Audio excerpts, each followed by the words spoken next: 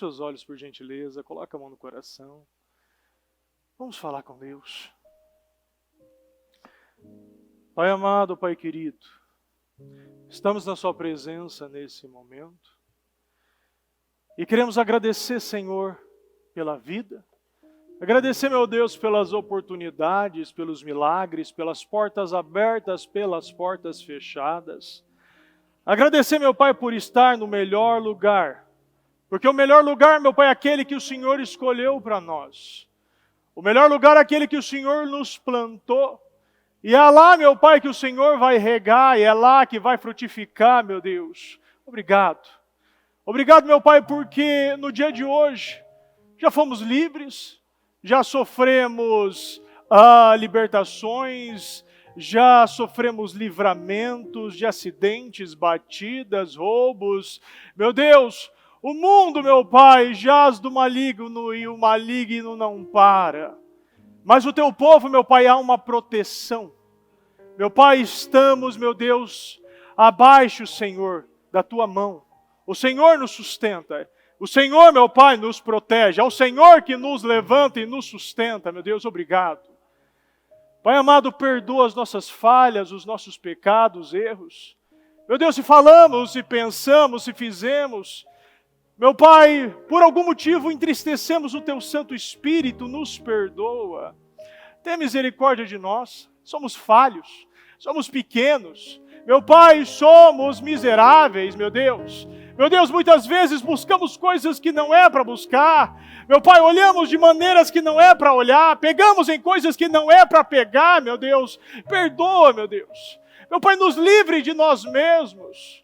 Meu Pai, nos ajude, Senhor, a Te agradar, a viver uma vida santa, a viver uma vida que seja segundo a Tua vontade, não a nossa. Meu Deus, só isso. Meu Pai, somente dessa maneira que nossa vida tem sentido. Não tem sentido, meu Pai, nós sairmos, meu Pai, do nosso trabalho, da nossa casa, não sei de onde, virmos, meu Deus, até aqui, pegar trânsito, meu Pai, pegar situações, problemas, até mesmo gerando briga em casa. Meu Deus, se não formos para absorver e sair ser humanos, cristãos totalmente diferentes, nós não aceitamos passar por aquela porta preta ou estar, meu Pai, numa transmissão e ao acabar o culto sermos os mesmos, mentindo da mesma maneira, pensando da mesma forma, meu Deus, entregando da mesma maneira, sacrificando do mesmo modo. O Senhor não nos criou, meu Pai, para ter os mesmos resultados. Meu Pai, se há um problema hoje, há uma graça também para superar esse problema. Se há uma doença nova, há uma graça para superar essa doença. Oh, meu Deus, nos ajude. Meu Deus, muitas vezes, muitos realizam orações e se o Senhor responder essas orações, meu Pai, é para a nossa própria condenação. Porque muitas vezes não sabemos nem orar, não sabemos nem pedir. Pedimos com o estômago, meu Deus. Trocamos primogenituras, meu Deus. Meu Pai, por pratos de lentilhas que depois só vai virar, meu Deus, esterco. O que o Senhor nos promete, meu Deus, não é, meu Deus, uma vida pequena, uma vida para conquistar, meu Deus, pequenas coisas. O que o Senhor nos promete é um reino, meu Deus. É um reino tão poderoso, meu Pai, que a partir do momento que descobrimos coisas pequenas, já mudamos. Meu Deus, quando lemos sobre o reino que o Senhor prepara para nós, meu Deus, quando lemos sobre, meu Pai, o Espírito que o Senhor quer nos derramar, só de ler já nos tornamos pessoas diferentes. Queremos viver, queremos vivenciar.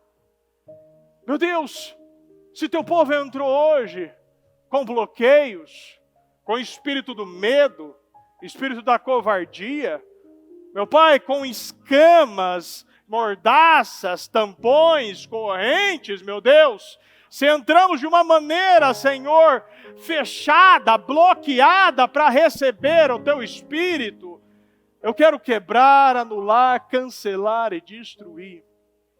E determino, meu Pai, o dom da palavra, o entendimento. Determinar, meu Pai, um espírito aberto, renovado, avivado, restaurado. Eu determino, meu Pai, inteligência, sabedoria, coragem para o teu povo. Eu determino, meu Pai, fome. Que o Senhor nos dê fome, meu Deus. Meu Pai, fome da tua comida. Meu Pai, fome, meu Pai, da tua palavra. Fome, meu Pai, de te conhecer, meu Deus. Fome, meu Pai, de saber quem o Senhor é, meu Deus. Vivenciando. Queremos vivenciar, meu Pai, essa glória que o Senhor tem preparado para nós. Meu Deus, estamos indo já para a quarta semana, quarto jejum. E o que fizemos? O que estamos fazendo, meu Deus? Qual é a maneira que estamos entregando? De que maneira estamos andando? De que maneira estamos orando? De que maneira estamos jejuando e ofertando? Meu Deus, nós não viveremos nada mais do que aquilo que nós derramarmos sobre os seus pés. Nos ajude, meu Pai, a todos os dias quebrar, meu Deus, o vaso de alabastro sobre os seus pés. Nos ajude, meu Pai, a sacrificar. Nos ajude, meu Pai, a te conhecer de uma maneira que somente, Senhor, os filhos conhecem. E que a herança seja derramada sobre nós. Nos transforma. Eu abençoo, meu Pai, a cada um. Eu peço que o Senhor coordene, meu Deus, direcione, encaminhe, meu Deus, a cada palavra, a cada versículo, a cada oração, meu Deus, a cada declaração. Que não seja eu, meu Deus, mas seja o teu Espírito, falando, usando e aprovando nesse altar e nesse dia. Nós te amamos, meu Deus. Nós te amamos e te agradecemos por estar aqui. Porque nós entendemos que o propósito foi muito maior do que a proposta. Proposta tinha várias. De ver pela internet, de ficar em casa, de ir embora, de desistir. Mas o propósito, meu Deus, ele vence qualquer vontade. E que hoje as nossas vontades sejam subjugadas pelo nosso Espírito. E que o nosso Espírito venha nos guiar e conduzir a uma glória muito maior do que essa. Muito maior do que estamos vivendo, meu Pai, até hoje. E que hoje, meu Deus, comece um tempo novo. Ciclos novos. Uma nova entrega a seus pés. Eu te amo, eu te agradeço, meu Deus, e peço que o Senhor, meu Pai, conduza essa reunião. Muito obrigado, meu Deus. Em nome do Senhor Jesus, amém. Sentar, por gentileza. Sim, expansão do reino. Abra sua Bíblia, por gentileza, em 2 Samuel, capítulo 8, versículo 1. Vamos ler na versão NVT. Depois disso, Davi derrotou e sujeitou os filisteus, conquistando Gate, sua maior cidade. Também conquistou a terra de Moabe e fez os moabitas se deitarem no chão numa fileira e os mediu com uma corda, formando grupos para cada grupo que poupou. Executou 2 grupos, assim Davi sujeitou os moabitas e eles lhe pagaram tributo. Davi também derrotou Atatazer, filho de Reobe, rei de Zobá, quando Hadadezer tentou recuperar o controle da região do rio Eufrates. Davi tomou 1.000 carros de guerra, 7.000 cavaleiros e 20.000 soldados da infantaria. Levou cavalos suficientes para 100 carros de guerra e aleijou o restante.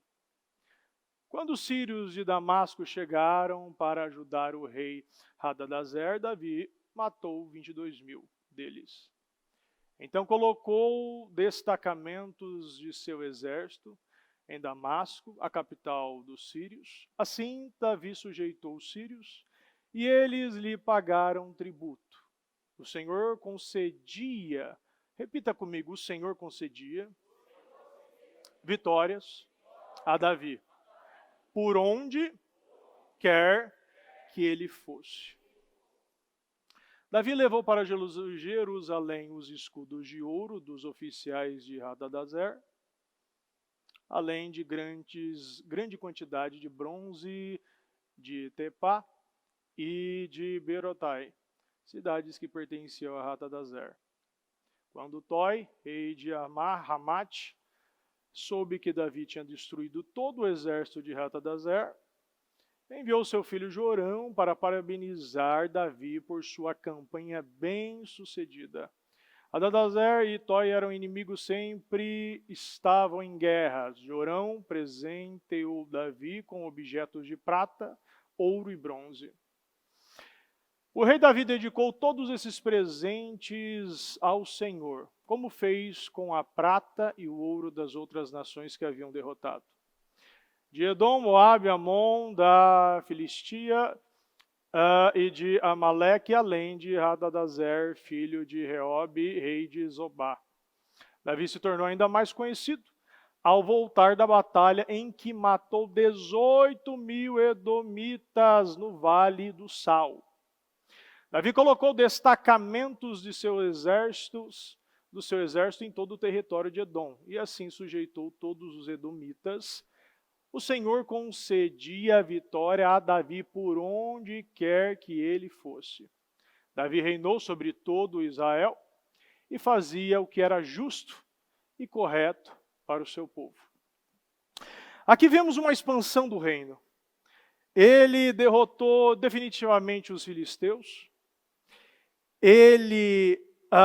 Quando vemos aqui um resultado tão grande, um rei que acumulava vitórias, acumulava conquistas, acumulava medalhas, nós vemos que Davi era o rei mais vitorioso, um dos maiores reis.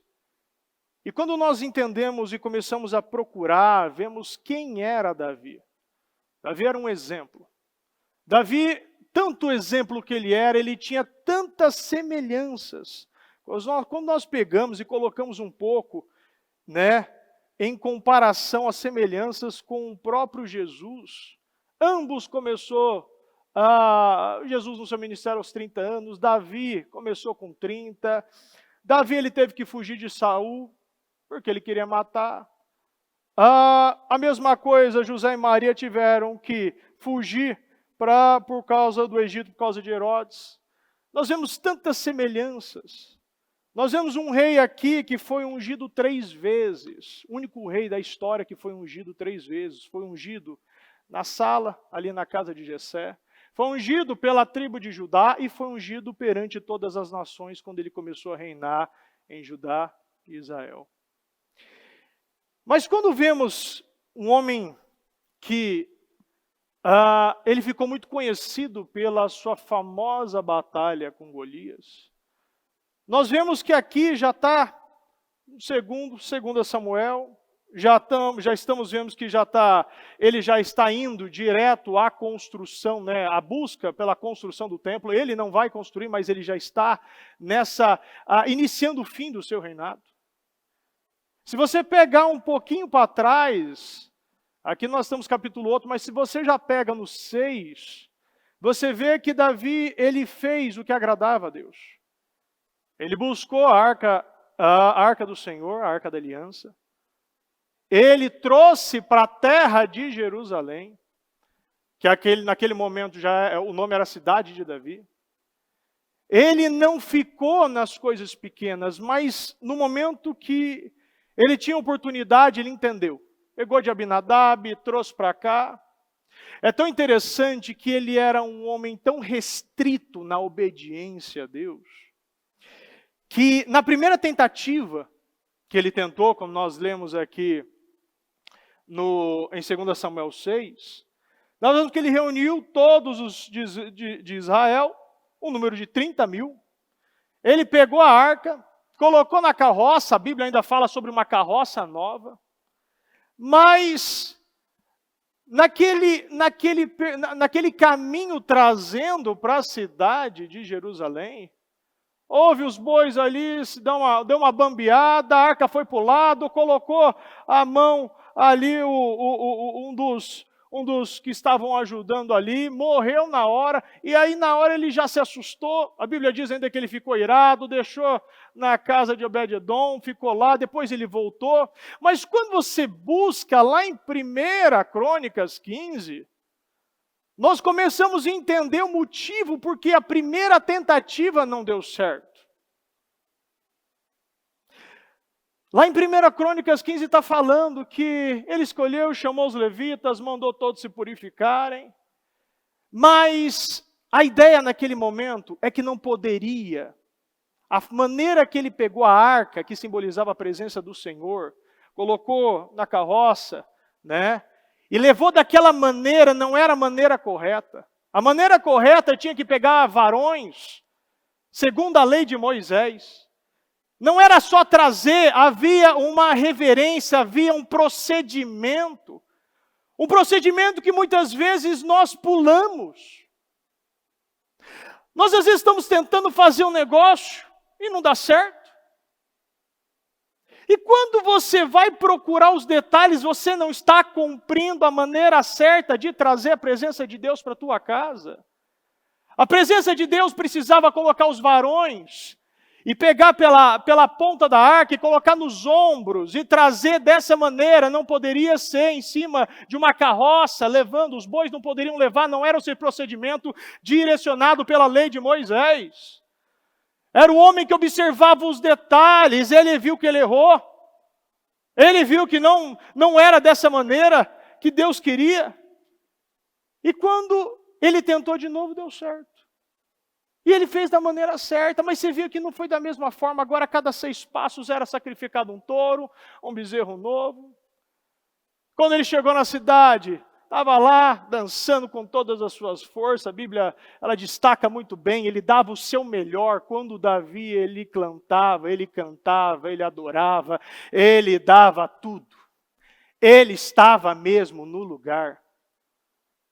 Às vezes a gente fica pensando que Davi, um homem que nós nos inspiramos, ele era um homem que começou naquele tempinho, no escondidinho, mas aquele escondidinho era onde ele fazia o seu relacionamento com Deus, ali que ele aumentava a sua musculatura da fé, ali que ele estava sendo treinado, onde ninguém via para ser um dos maiores reis que Israel já viu, ou melhor, que o mundo já viu. E aí quando a gente vê um capítulo aqui em 2 Samuel 8, mas aí fica fácil, né?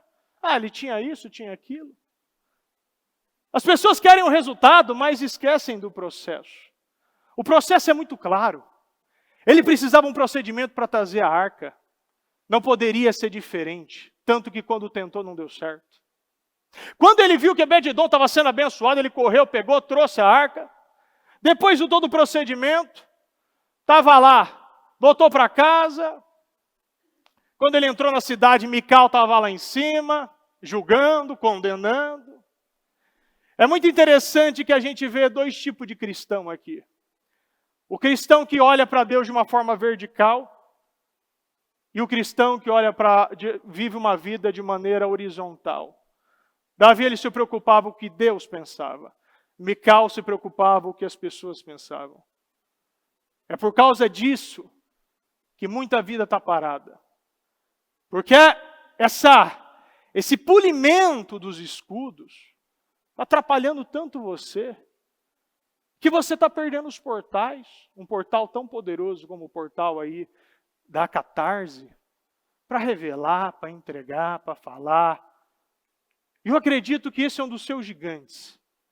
Eu não acredito que seja fácil. Mas se você vence outro, o próximo já fica pequeno. Se você vence depois o outro, o próximo já fica menor ainda. Se nós começarmos a entender que o cristão Mical, que fica observando o que os outros vão pensar, é aquele que vai passar o resto da vida estéril, não vai gerar nada, vai ficar lá em cima sendo a pessoa que julga, que condena, que processa, que que acha que é melhor que os outros. Mical queria ser o melhor para Deus. Davi ele queria ser o melhor para Deus. Mical queria viver essa vida de esse polimento, essa visão interna, esse egoísmo. A bispa estava falando ainda sobre a visão que temos que ter no domingo, né, do domingo retrasado. Ter essa cosmovisão cristã. Eu falei ainda no culto jovem que quando começou esse tempo aí da União Soviética, essa cosmovisão, tudo parecia que no papel parecia perfeito, né? Uma divisão igualitária de todos os bens, o Estado dominando ali em cima, mandando em tudo. Parecia que tudo perfeito, ninguém era mais pobre, ninguém era mais rico. E quando eles viram que não funcionou para ninguém, você vê um povo. Eu lembro de uma frase de um teólogo que dava aula lá na Ucrânia. Eles falaram que eles não conseguem se ressignificar. Por quê? Porque eles deram tudo. Eles tentaram de todas as maneiras e não deu certo. Eles dariam a sua vida pela sua cosmovisão soviética. Eles acreditavam que o socialismo ia dar certo, mas não deu. E nunca vai dar. Agora, ou nós entendemos que nós precisamos conhecer a Deus, precisamos expandir, precisamos vencer os nossos gigantes, e às vezes o seu gigante é conhecer a própria palavra de Deus. Às vezes para você é difícil, quando você começa a ler a Bíblia, começa a cansar. É interessante que eu já vi pessoas falando, olha, você precisa conhecer mais a Bíblia, tal. Não, mas não preciso. Não, mas é sempre interessante, quando a gente conhece mais a palavra de Deus, né? Quando você vê e pega o significado de teologia, você vê que é o estudo de Deus. Então a questão aqui não quer dizer, o ponto não é se você é ou não teólogo. O ponto é se você é um bom ou mau teólogo, porque até o ateu é um teólogo, porque fala de Deus. E quando nós não entendemos que para eu ter uma vida poderosa, eu preciso saber o que Deus fala, eu preciso ter as verdades, eu preciso conhecer a Bíblia, eu preciso ler. Para você ser um produto, um vencedor, vitorioso na presença de Deus, e as pessoas verem uma vida poderosa, você tendo uma família, um casamento abençoado, um trabalho próspero, você precisa vender bem. A Bíblia diz, os sinais acompanharão os que crerem. Que sinal que você está dando? Aqui era um homem que ele entendeu o ponto. Ele entendeu que sendo uma Mical, não daria certo. Tanto que a Bíblia ainda diz, ele respondendo aqui, ó, e me farei ainda mais desprezível e me humilharei aos meus próprios olhos, quanto às servas de quem você falou, serei honrado por elas. E que eu darei, foi diante do Senhor que me alegrarei.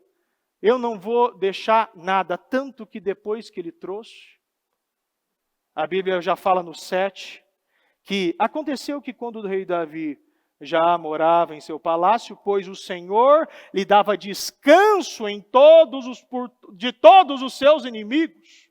O momento mais maravilhoso, mais tranquilo. Você imagina, às vezes, tem pessoas que conseguem e conquistam um emprego e já tiram o pé. Ainda tem problema no casamento? Tem. Ainda tem alguma doença? Tem. Mas só um passinho para frente já está tirando o pé.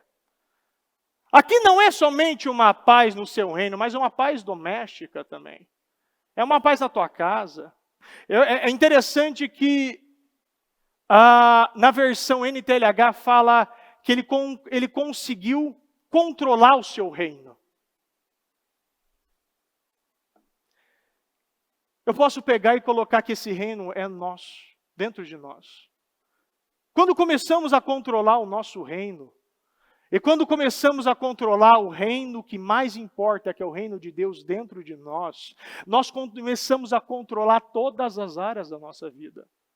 Se você controla a sua obediência em Deus, se você controla o seu sacrifício, a sua fome, se você controla essa vontade de não ir para o mundo e não comer a comida do mundo, mas sim comer a comida de Deus. Deus, ele dá paz a todos os seus inimigos. E o homem que sabe como chegou lá, sabe quem colocou ele lá, ele fala aqui: estou morando num palácio feito de cedro, mas a arca de Deus se encontra numa tenda. Quantos estão morando nos palácios de cedro? Estão no melhor tempo da vida, está deixando as coisas de Deus. Está deixando a presença de Deus em tendas. Agora você começa a entender por que esse homem teve tanta vitória. Aqui ele já teve tantas vitórias, mas agora ele não queria somente viver o resto dos dias tranquilo. Agora ele estava preparando o terreno para Salomão. Quando você entende que agora, que você é o melhor tempo da tua vida, eu vou honrar mais a Deus. Eu vou fazer um palácio para a arca da presença. Agora, a aliança, a arca da aliança, a presença de Deus vai estar num palácio. Agora a presença de Deus vai estar no maior, ao lugar onde é feito de ouro.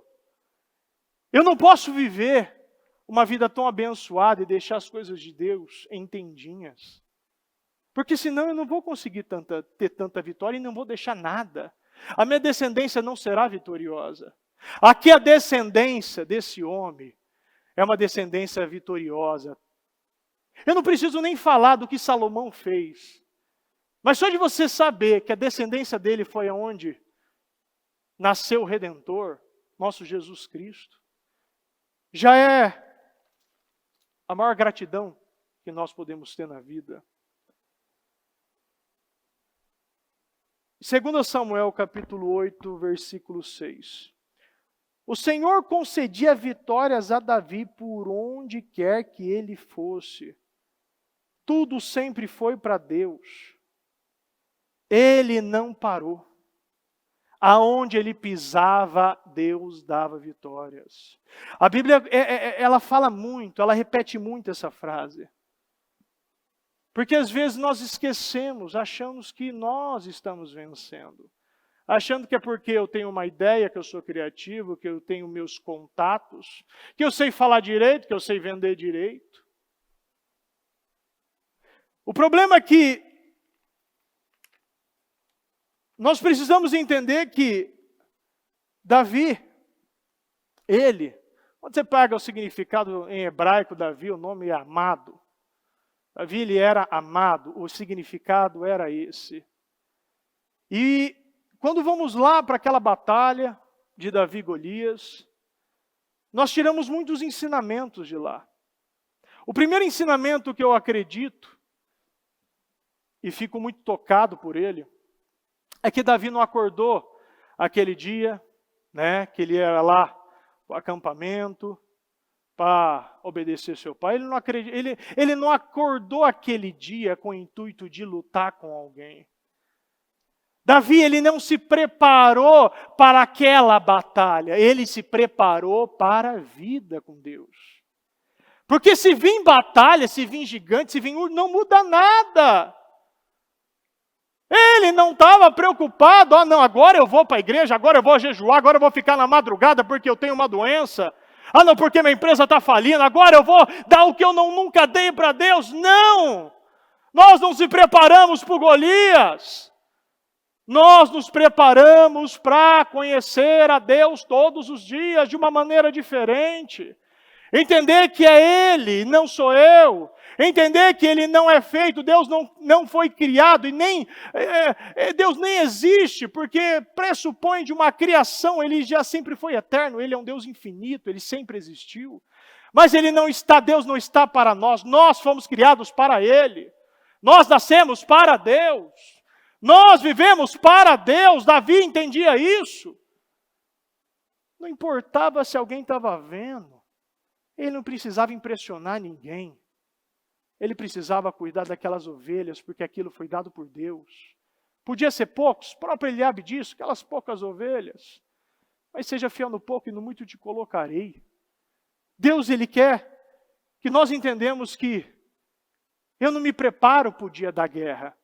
Eu vivo todos os dias como o melhor dia da minha vida, entregando a minha melhor oferta, entregando a minha melhor oração, entregando o meu melhor jejum, entregando o meu maior sacrifício. Ele acordou aquele dia e foi levar uma arroba de grãos tostados, 10 pães, 10 queijos. Ele foi trazer notícias para o pai dos irmãos, aquele objetivo dele. Mas Davi, ele viu uma oportunidade. Ali havia uma oportunidade.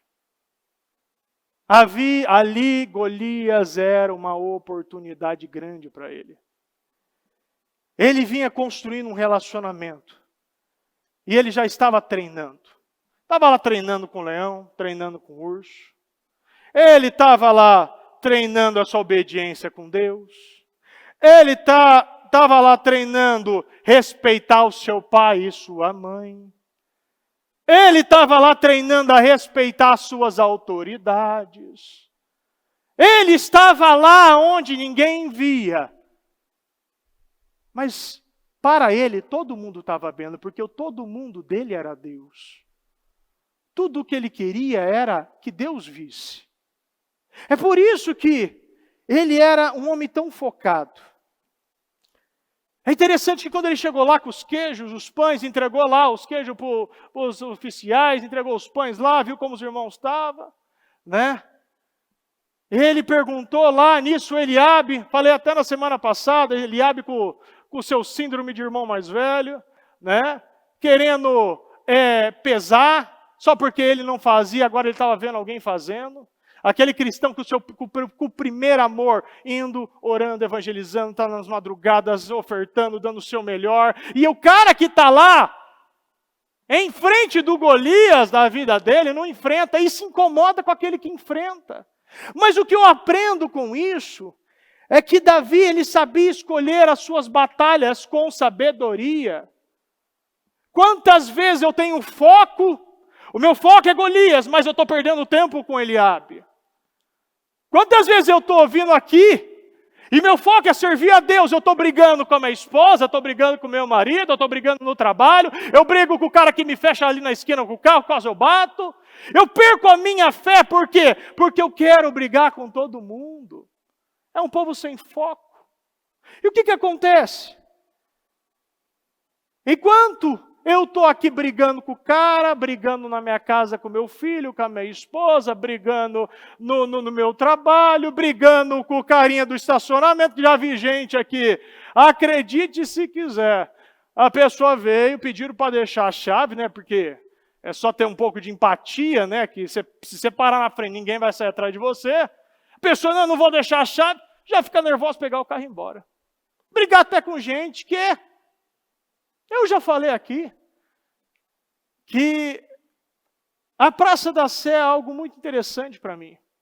Porque aquele tempo, ali não era comum, nunca foi comum. Na realidade, nunca houve, até onde eu sei, e as pessoas falam, um trabalho como o que nós realizamos. Porque nós realizamos com todo o nosso coração ali. E quando começamos lá, começamos orando, fizemos 7 semanas de oração, orando pela praça, começamos com uma tendinha com 5 pessoas, né? 6 pessoas, começamos com muito pouca gente. E lá, aquele lugar, se você não entende o seu propósito, você não entende, se você não foca o que você veio fazer lá, você se perde. Porque as pessoas que precisam de ajuda brigam com você, não todas, muitos são muito gratos. Agora, pastores que estavam pregando, eu lembro de pastores de me empurrar, de ser agressivo comigo, de querer, com a palavra, a Bíblia estava na mão e me empurrando, mandando, sai daqui porque aqui não é o lugar de vocês, não é assim que funciona. Outro chegando de lado, né, jogando o jornal na minha cara, falando, onde já se viu onde carro? Onde já se viu? Carro é gente? Olha o nível, olha o nível. Mas aquilo lá faz o quê? Foi uns 3, 4 anos atrás. Eu não sei onde eles estão, mas eu sei onde eu estou. Eu sei as pessoas que estão hoje lá. Eu sei o que Deus nos livrou, eu sei o que Deus está nos sustentando. Eu sei que a gente começou com 5 pessoas e já fomos com quase 180 pessoas, 190 evangelistas. Eu sei que um continuismo, uma persistência, uma consistência, um foco, e uma confiança em Deus, que a misericórdia dele vai nos sustentar, até hoje, toda quinta-feira, todo sábado, estamos fazendo trabalhos e cada dia mais Deus está nos honrando. Agora, se a gente se perde, a gente briga, a gente perde a nossa fé, a gente perde o propósito, a gente arruma confusão. Davi, ele entendia por que ele estava lá. E ele, além de ele sofrer essas situações, quando a gente viu que Eliabe querendo fazer ele perder o foco, ofendendo ele. Ele sofreu o quê? Ele foi subestimado pela família, subestimado pelos líderes, subestimado pelo inimigo. Mas é um homem que ele valoriza as pequenas vitórias, que não é pequena. Quando eu leio aqui, ele respondendo a Saul, o Senhor que me livrou das garras do leão e das garras do urso, me livrará das mãos desse filisteu. É tão forte isso porque nós temos que lembrar o que vivemos até aqui, os testemunhos que já temos, a nosso histórico vitorioso. Nós temos que lembrar nesse momento porque o problema do ser humano é que só quer lembrar da derrota. Valoriza muita derrota e diminui muitas vitórias. Cada dia que você consegue chegar aqui bem, salvo, quando você chega na tua casa, chega no teu trabalho, é um motivo de vitória. É um motivo de saber, meu Deus me livrou, muita gente foi acidentada, muita gente sofreu assalto, muita gente está no hospital. Agradecer pelo filho, agradecer pela filha, olha a saúde. Mas bispo, ele tem muita energia, como alguns de forma irresponsável falam, é um atentado, esse menino pula muito, grita muito.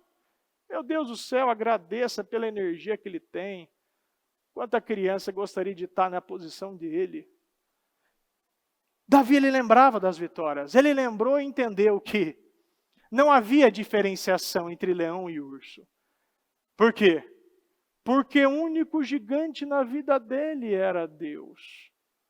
Não havia outro. Saul, eu gosto muito da frase de Saul aqui. Ele disse, diante disso, Saul disse a Davi, vá e que o Senhor esteja com você. Saul é o famoso cristão que usa clichês, frases de efeito. Clichês espirituais para esconder as suas vidas vazias e sem resultado. Gente que fala muito a palavra. Sabe o que eu acabei de falar agora de teologia? Mas ao invés de ter uma ortodoxia viva, sendo tocado pela palavra, vive numa ortodoxia morta, uma palavra fria, só lê isso aqui como um livro. Eu falei ainda na semana passada, isso aqui é tão poderoso, a Bíblia é tão poderosa. Você pode pegar o livro de Paulo Coelho, você pode pegar o livro de Machado de Assis, coloca numa cadeia e espera 1 ano lá dentro. Depois de 1 ano, o que vai acontecer? Nada. Mas se você pegar uma Bíblia e colocar lá dentro, depois de 1 ano tem uma igreja e muita gente salva, e muita gente orando. É uma palavra que é viva. Aquele que lê, ele é energizado, ele é levantado.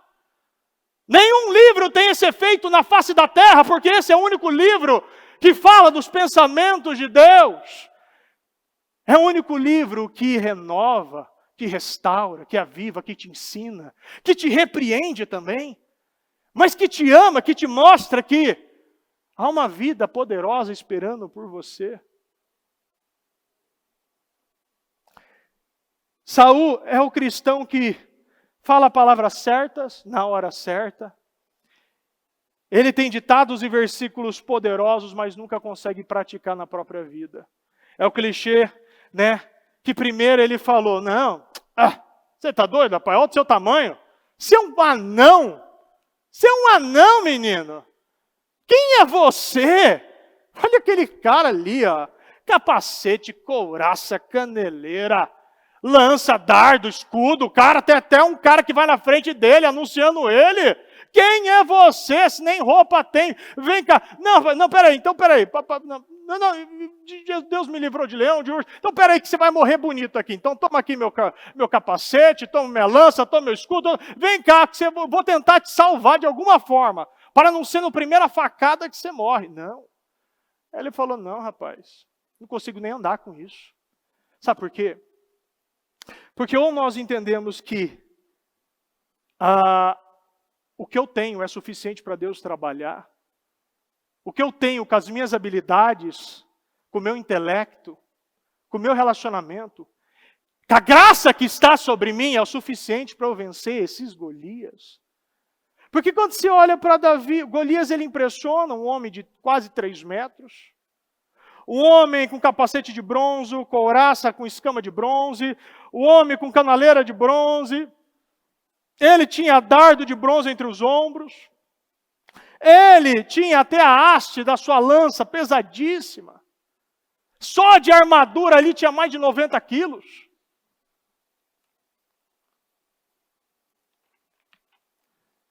Mas é um homem que ele mostra para nós que muitas vezes o ímpio está mais preparado e íntegro do que o justo. Sabe por quê? Porque quando você lê em 1 Samuel 17:9, você ouve ele falar, se ele puder lutar e matar-me, nós seremos seus escravos. Todavia, se eu vencer e o matar, vocês serão os nossos escravos e nos servirão. Golias, ele vinha por tudo ou nada. Golias estava íntegro. Golias entendia que, para ele não tinha nada a perder. Se nós não começarmos a andar dessa forma, mesmo ele tendo uma fé morta, mesmo confiando nas suas habilidades, nós vemos que o ímpio ele é ímpio em todo lugar. O mentiroso é mentiroso em todo lugar. O esquerdista, o socialista é socialista em todo lugar. O covarde é covarde em todo lugar. Tem medo de relacionamento, tem medo no trabalho, tem medo em tudo. Agora, por que o cristão não é cristão em todo lugar? Por que o cristão não está íntegro em todo lugar? Por que quando o cristão entra em um lugar, ele não é o cristão, mas ele se adapta à linguagem daquele povo? Ele muda para agradar seu pai, sua mãe. Semana passada ainda um casal veio falar comigo e disse que a família está extremamente revoltada porque o casamento deles não vai ter música secular, mundana, não vai ter bebida. E eles ficaram extremamente revoltados. Extremamente. Falaram mal. Agora, ou eu vou entender que meu tudo é Deus, ou não. Ou vou entender que o que eu vou perder mais, agradando o homem, como ainda está na palavra de Deus, se amoldando aos padrões mundanos, eu nunca vou me amoldar ao padrão de Cristo. Se a conveniência me gera um outro comportamento, eu estou vivendo uma religião. Se a palavra que sai do altar não chega como uma direção, eu sou um religioso. Mas se ela chega como uma direção na minha vida, muda tudo. Agora, essa palavra, ela chega no meu coração como uma semente. E a terra do meu coração está preparada para receber ela, está bem adubada. Agora essa semente ela vai frutificar e essa palavra de Deus, ela vai gerar uma transformação na minha vida. Nós precisamos vencer os gigantes. O gigante da preocupação, o gigante do medo. O problema vai vir igual Golias. Golias está aqui, durante 40 dias os filisteus se aproximaram, de manhã e de tarde. E tomava posição. Isso foi no início. Quando Davi apareceu, um dos soldados que estavam lá, falou, olha quem está subindo ali. Depois você procura. Se você não enfrenta o gigante, ele vai tomando espaço, ele vai abocanhando o seu território. Se você não mata ele no primeiro dia, se torna quase impossível depois. Porque você tem a graça para o dia. Você tem a graça para esse momento. Nós temos um portal muito claro aberto, o portal da catarse, da purgação, da limpeza. Se você não aproveita agora, você pode sim condenar o seu ano, porque Deus está ansioso para nos abençoar. Ele quer derramar 10, 20, 30 vezes na nossa vida, na nossa família, quer nos tornar incomparáveis no trabalho, no casamento, na saúde, no espiritual, no emocional. Mas nós temos que entender que nós precisamos vencer esses gigantes. Eles estão abocanhando, eles estão entrando, pegando os espaços. Davi, quando ele foi para a linha de batalha, depois que o líder, né, que era para ele lutar, nós não podemos esquecer que ele era o maior. Saul era o maior, o mais alto batia no seu ombro. Ele que deveria lutar. Mas além disso, ele acovardava todo Israel. Ele intimidava. Ele não olhava as qualidades, ele não era um líder. Mas quando ele viu que não tinha mais, mandou seu clichê, né? Aquele clichê com muitos, Deus abençoe. Não, que Deus abençoe seu trabalho. Que Deus abençoe. Mas o meu trabalho, estou desempregado. Que Deus te prospere, irmão, 10 vezes mais, mas está faltando comida no meu armário. Porque eu sou bom, eu sou como Naamã, fora de casa, eu sou o capitão do exército da Síria, respeitado, honrado, porque a Bíblia diz, ainda coloca aqui, porque Deus dava vitória a ele, mas dentro de casa eu era o leproso. Dentro de casa é minha família que aguenta a minha lepra. Dentro do meu trabalho é meus funcionários, é meus colegas que aguentam as minhas lepras. Mas quando eu saio na rua, eu sou cristão com a Bíblia debaixo do braço, julgo, condeno, não tenho misericórdia. Quando aparece um Davi, eu quero podar, eu quero castrar o Davi. Eu quero contaminar. Quanto crente irresponsável que não fecha a boca e não guarda a língua, fica inventando mentiras. Quanto crente quando morrer vai ter 2 caixão, um para a língua e outro para o corpo. Eu sei que você deve estar lembrando de algum agora na tua cabeça. É ele mesmo. Já se afasta dele. Davi, ele entendeu. Ele não precisava mostrar nada para ninguém. Ele não precisava ser outra pessoa. Ele não precisava ser Saul, ele não precisava ser Golias, ele não precisava ser Eliabe. Ele precisava ser ele mesmo. Ele precisava travar e guardar o relacionamento dele, porque aquilo era mais importante da vida dele. Não havia mais nada mais importante que aquilo. Às vezes as pessoas olham para a história de Jó e acham que Jó perdeu tudo que não o dava para ele. Se Deus quisesse, ele devolvia. Porque o tudo dele era Deus, nunca ele perdeu nada. Quando o nosso tudo é Deus, nós não perdemos nada, porque entendemos que somos mordomos. E o mordomo é aquele que cuida do que não é nosso. E se Deus quiser, ele pode tomar, porque é dele, não é meu. O talento é meu, o trabalho é meu, o casamento é meu, a saúde espiritual, mental, emocional, tudo é dele. Eu não tenho nada. E quando eu entendo isso, Deus fala, agora eu posso trabalhar com isso aqui. Agora eu posso honrar isso aqui. Agora eu posso dar a vitória. Um homem como ele, eu posso dar. Davi, ele vivia com o ditado, nada a ser provado, nada a perder. Porque o que eles achavam não importava. Você imagina uma pessoa que entra em uma batalha, o pai não acredita, os irmãos não acreditam, todo Israel não acredita, todos os filisteus não acreditam, ninguém acredita nele. Quantas vezes você já entrou em um negócio, você deu um passo de fé e ninguém esteve com você? Mas o que te segurou lá? A tua fé em Deus. O que te fez parar com aquele medicamento? A tua fé em Deus. O que te fez dar aquela oferta? A tua fé em Deus. Quando você entende que a fé, ela precisa ser exercitada, ela precisa ser provada. Quando os discípulos falaram, aumente nossa fé, Jesus disse, isso aqui não é, de uma forma quase portuguesa, né, brasileira falar, isso aqui não é fermento de bolo, meus amigos. Isso aqui não dá para eu jogar assim, pronto, agora você tem a fé aqui de Davi, toma um pouquinho de fé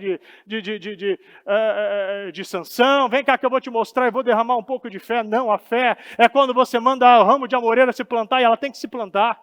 É quando você pega aquela sementinha de mostarda que parece que é muito pequena, é insignificante, Deus fala, com essa pequena sementinha, Pedro andou sobre as águas. Com essa pequena sementinha, Sansão matou 1000 homens com uma queixada. Com essa pequena sementinha, Davi matou um homem treinado de quase 3 metros de altura, que ninguém acreditava nele. Com a pequena sementinha, você vai vencer todos os Golias que está no teu terreno, que está te amedrontando. Mas quando você pega aqui, você começa a ler a história de Davi, você vê que ele foi lá no riacho, pegou 5 pedras, e eu vejo que muitos têm ainda dúvida sobre isso. Porque o nosso Deus, ele não precisa de mais do que uma. Mas ele pegou 5. Era um homem que andava por fé. Em todo ato que ele fazia era por fé. Naquele momento ele pegou 5 pedras, porque aquilo era um ato profético. Havia descendentes de Golias. Havia só um dos descendentes, um monstro, que tinha 24 dedos, 6 dedos. 6 dedos em cada mão. Aí você olha, bispo, mas eu estou vivendo uma situação, pode sim. Eu acredito que tem gente aqui enfrentando Golias de 32 dedos. Golias, descendentes de Golias, egípcios, de 40 dedos, gigantes. Mas Deus está falando, atira a primeira, comece a andar por fé, vença a primeira. Às vezes o seu primeiro ato de fé é revelar tudo. O seu primeiro ato de fé é limpar todo o templo de Deus. O seu primeiro ato de fé é confiar 100% em Deus, que é Ele que vai fazer, e Ele que vai te ajudar nessa vitória. A batalha vai ser dele. Nós precisamos dar o primeiro passo de fé. Porque depois a Bíblia nos mostra que ele foi eliminando todos depois. Em 2 Samuel 8,15, Davi reinou sobre Israel e fazia o que era justo e correto para o seu povo, justo e correto para o seu povo. Nós precisamos ser dentro e fora, justo no trabalho, justo e correto. Eu preciso ser o meu melhor, eu preciso ser o melhor profissional. Eu preciso ter o melhor tempo de qualidade com a minha família. Eu não posso mais dar sobras para os meus filhos, eu não posso dar mais as sobras para a minha esposa. Eu não posso dar as sobras para Deus. Eu consagro a primeira hora do meu dia, eu ajoelho, coloco Deus em primeiro. Mas eu não tenho tempo, acorda 5 minutos antes, 10 minutos antes, ora a Deus, unja a tua casa, unja a tua família, começa de uma forma correta, ouça o programa, leia os provérbios, faça a sua parte. Porque se você fizer a sua parte, quando você jogar essa pedra, ela vai acertar o alvo certo. Ela vai alcançar o destino. Tem gente que já está tirando 10 pedras e não acerta nem a lataria de Golias. Por quê? Porque não tem a direção que Deus deu. Está no caminho errado, está cheio de colete, está cheio de escudo, está tentando de todas as formas, e assim não vai. Davi, ele não perdeu o seu propósito. Aqui, quando eu falei aqui, ele não começou vencendo agora, ele começou honrando, colocando a presença de Deus na cidade. Ele, no momento mais tranquilo, que a Bíblia fala ainda, que teve paz, Deus deu paz aos inimigos, aí que ele fez mais ainda. Nós não podemos tirar o pé quanto você estiver, quanto mais abençoado você está na sua vida, no seu casamento, mais você dá. Porque é Ele que levanta e sustenta. Deus precisa sustentar. Por quê? Nós plantamos. É impressionante que no momento que a gente vê que pessoas, ao invés de dar mais a Deus, tira o pé. Vem para o jejum, mas não fica até o final. já não vem mais na segunda, já não vem mais na quarta. Por quê? Porque a conta está gorda, está cheio de dinheiro, Deus está bem, Deus honrou demais. E o que acontece? Vai tirando, mas a oração que você faz naquele leito de hospital, quando você está uma pilha de boletos na tua mesa, é totalmente diferente da que aquela quando você está em paz. É por isso que muitos sobem e descem toda hora. Vive essa oscilação. Por quê? Porque não respeita a Deus. Não respeita aquilo que Ele deu. A bispa ainda falou em um programa, né, que promoção antecipada derruba. Quantos estão recebendo promoção e caindo? A Bíblia diz aqui em 1 Crônicas, capítulo 20, versículo 4. Depois disso houve guerra contra os filisteus em Geser. Enquanto lutavam Sibekai de Uzate matou Saf, uns descendentes de gigantes, e desse modo os filisteus foram subjugados. Durante outra batalha contra os filisteus, Elanã, filho de Jair, matou Lame, irmão de Golias de Gate. O cabo da lança de Lame era de grossura de um eixo de tecelão.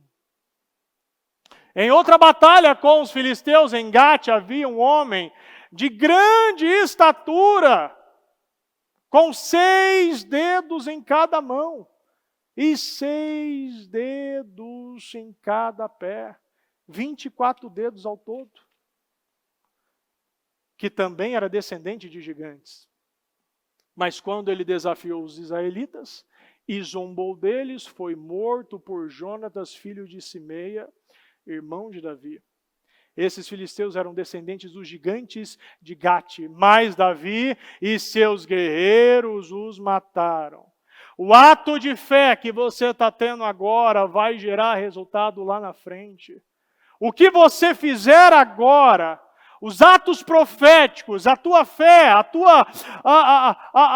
o teu plantio que você está fazendo nesse dia, vai gerar resultado para os próximos gigantes. Talvez esse gigante que ele enfrentou primeiro, não tinha tanta experiência como os outros. Podia ter sim. Mas ele já começou a se preparar lá atrás. A confiança dele estava em Deus. Parecia um problema impossível. Mas aqui ele entendeu que é com um Deus que ele sempre serviu, que sempre o livrou, que sempre o sustentou, que sempre consolou, que sempre colocou que ele era seu pai, era seu amigo, era seu Deus. Davi ele já tinha depositado a sua paternidade em Deus, ele não perdeu tempo e não se viveu uma vida com traumas emocionais, porque era um sério candidato para estar cheio de problema, cheio de situação. Ninguém dava valor, ninguém respeitava. Como um cara desse viveu tanto, uma vida tão poderosa? Porque ele entendeu que Deus era seu pai, seu amigo, seu consolador, seu auxiliador, seu encorajador, aquele que te aconselhava, aquele que te consolava. Ele colocou Deus no lugar de Deus. Se nós fizermos isso, vamos começar a vencer. O momento agora é de expandir, é de enfrentar os nossos gigantes, é de expandir o reino que Deus está nos dando. Repita comigo, eu sou corajoso, eu tenho Deus, eu sou capaz, eu vou vencer todos os gigantes. A partir de hoje, serei mais que vencedor em tudo que eu botar nas minhas mãos. Vou expandir meu reino, vou expandir meu financeiro, vou expandir minha família, vou expandir o meu espiritual. É dessa maneira, confiando, acreditando, botando em prática que nós vamos chegar ao lugar que Deus preparou para nós. Vá nesse riacho hoje.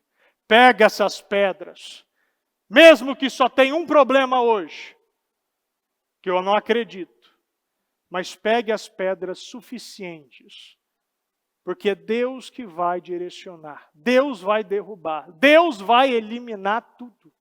O momento é da expansão, o momento é de colocar a minha fé em ação. O momento de acreditar que um homem como Davi, que não tinha nada, se tornou um exemplo, descendente.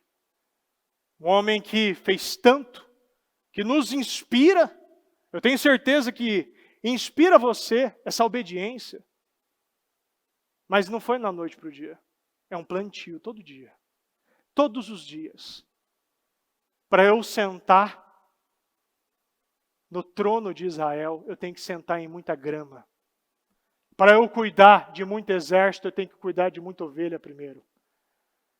Para eu viver o melhor tempo da minha vida, eu tenho que entender que quando eu estou em Deus, eu sou o gigante e o anão que é o Golias. Amém? Se coloque de pé, por gentileza.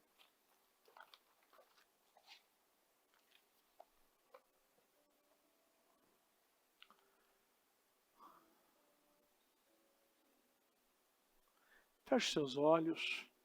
Coloque a mão no coração.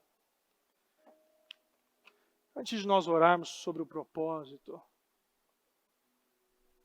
fala com Deus. Às vezes você está aí sendo escravizado pelo medo, sabendo que amanhã você vai ter que enfrentar um gigante, talvez de 30 dedos, um gigante que você está tomado pelo medo, pela preocupação. Deus só quer que você confie nele. Começa hoje a construções. Começa hoje a entender que se eu busco a Deus acima de tudo, se eu busco o reino dos céus e a sua justiça, todas as demais coisas vos serão acrescentadas. Que nada mais venha roubar tua paz. Que nada mais venha roubar teu sono. Que nada mais venha te desfocar. Escolha as suas batalhas. Escolha as suas guerras. Escolha aqueles que você vai enfrentar. Foca realmente no que importa. O diabo está todo dia batendo para roubar nossa atenção. Roubar o nosso sono. Roubar a nossa fé. E como eu vou rebater isso? De que maneira eu vou guerrear com o pai da mentira se eu não conhecer o pai da verdade? De que maneira eu vou vencer os meus gigantes se eu não consigo cuidar de uma ovelha que Deus está me dando? Se eu não honro meu pai, se eu não oro a Deus, se eu não respeito autoridades, se eu não agarro todas as oportunidades que Deus está me dando hoje, de que maneira eu vou ser o maior rei que Israel já viu? O maior descendente? Esse homem, essa mulher vitoriosa, inteligente, capaz, com a família restaurada, com o casamento restaurado, no trabalho totalmente restaurado, com o emocional totalmente restaurado. Fala com Deus. Eu te louvo, não vou deixar que as pedras venham clamar em meu lugar. Eu te louvo com tudo que tenho, não vou deixar que as pedras venham clamar em meu lugar. Eu te louvo, não vou deixar que as pedras venham clamar em meu lugar. Eu te louvo.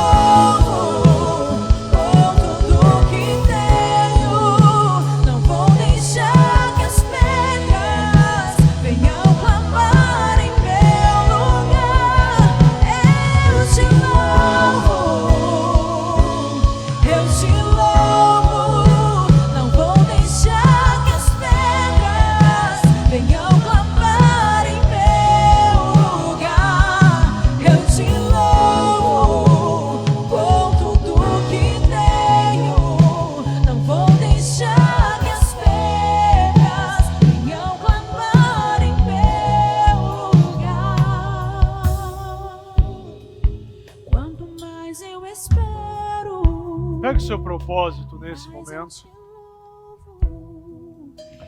Eu quero que você apresente a Deus as suas razões.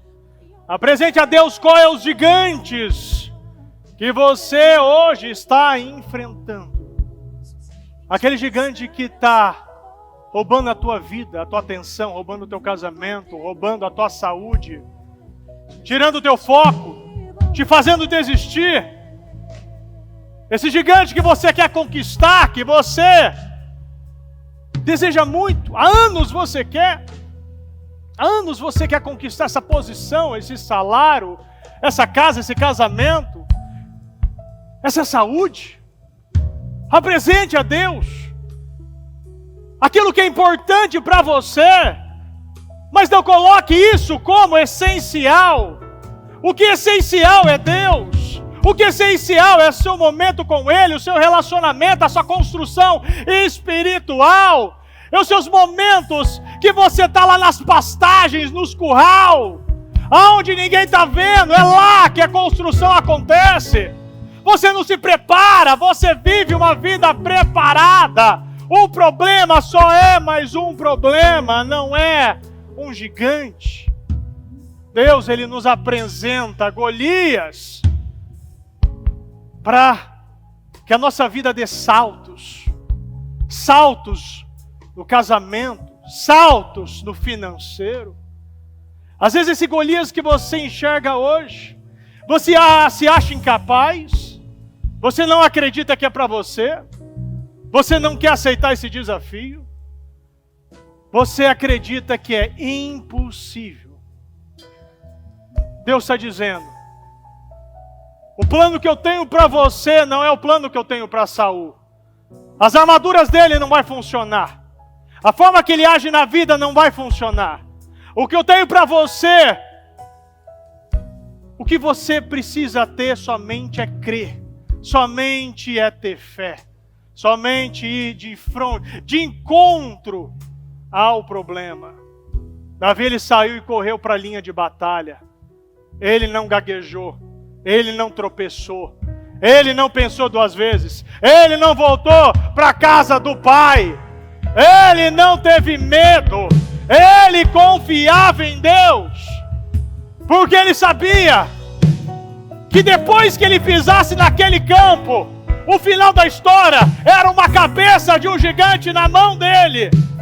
Depois de que ele pegou aquelas pedrinhas, ele sabia que a minha parte é pegar a pedra e jogar, a parte de Deus é encontrar o alvo. Faça a sua parte, joga as pedras, elimina esses gigantes hoje, porque depois de hoje vai vir outro, mas o outro vai ser menor. Você já venceu o primeiro, você vai vencer o segundo, e toda a descendência de Golias vai ser morta pelas tuas mãos. Confie em Deus. Estenda as tuas mãos nesse momento para o lugar aonde você vê um grande gigante na tua vida.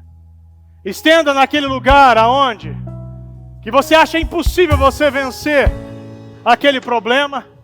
É impossível você vencer aquela doença.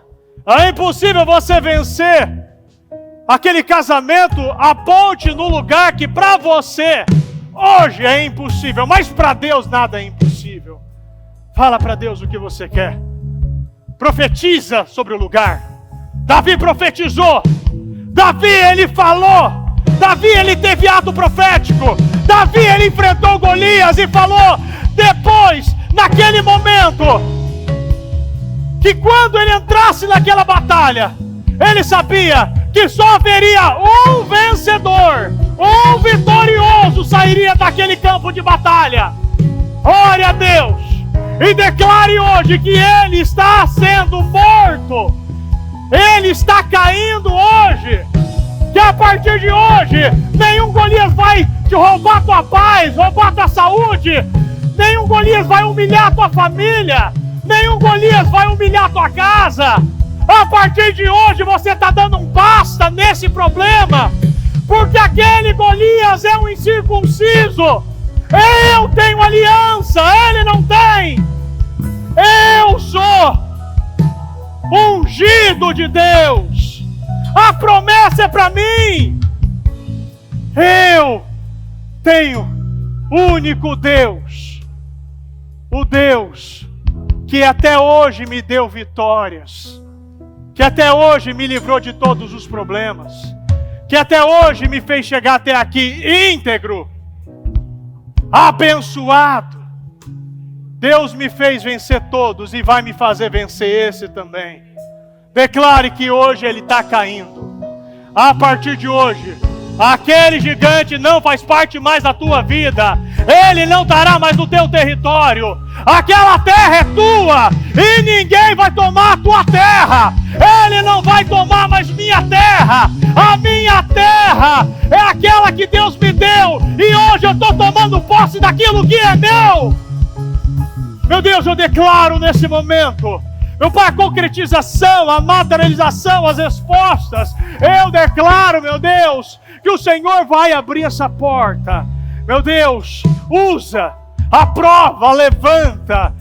Encha-nos, meu Pai, de coragem, ousadia, intrepidez.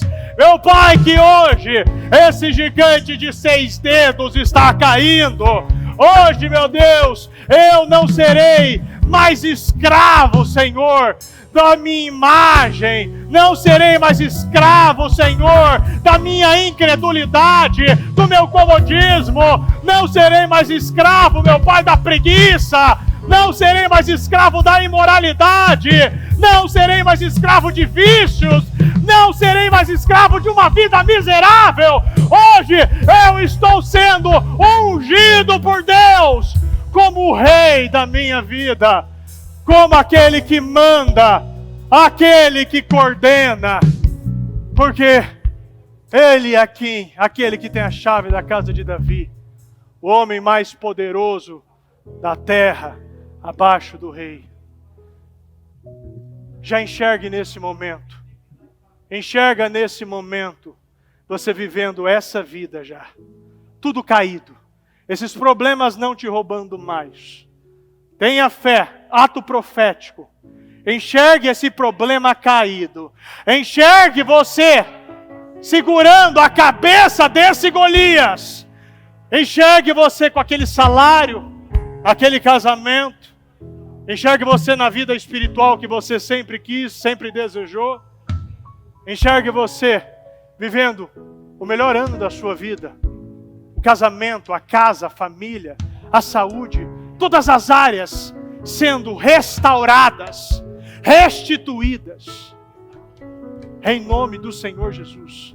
Meu Deus, eu determino a concretização, meu Deus, e peço, meu Deus, que no dia de hoje, meu Pai, portas sejam abertas, aonde, meu Pai, não andava, vai andar.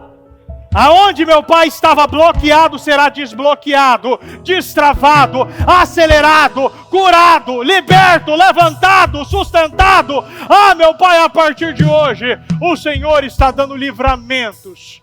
A partir de hoje, o Senhor está dando, meu Pai, uma porta aberta para esse justo. Eu abençoo a sua vida e determino as concretizações imediatas, em o nome do Senhor Jesus.